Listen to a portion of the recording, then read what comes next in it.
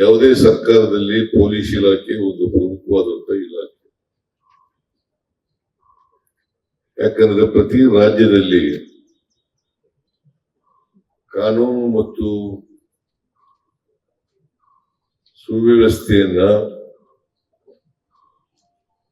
ಕಾಪಾಡ್ತಕ್ಕಂಥವ್ರು ಪೊಲೀಸ್ನವರು.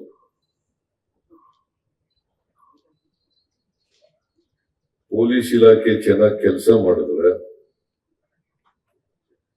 ಜನಪರವಾಗಿ ಜನಸ್ನೇಹಿಯಾಗಿದ್ರೆ ಸರ್ಕಾರಕ್ಕೆ ಒಳ್ಳೆಯ ಹೆಸರು ಬರ್ತದೆ.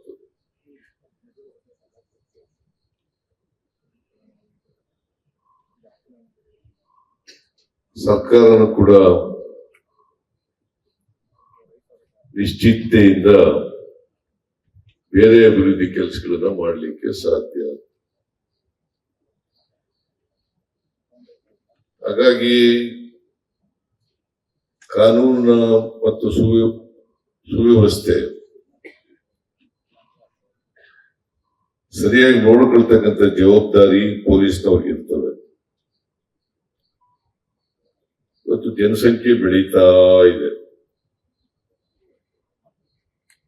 ಜನಸಂಖ್ಯೆ ಎಲ್ಲಿಯವರು ಬೆಳೀತಾ ಇದೆ ಅಂದ್ರೆ ಇವತ್ತು ಜಗತ್ತಿನಲ್ಲಿ ಭಾರತ ಮೊದಲನೇ ಸ್ಥಾನ ಕೊಂಡೋಗ್ಬಿಡುತ್ತೆ. ಕರ್ನಾಟಕದಲ್ಲಿ ಸುಮಾರು 7 ಕೋಟಿಗೂ ಹೆಚ್ಚು ಜನಸಂಖ್ಯೆ ಇದೆ.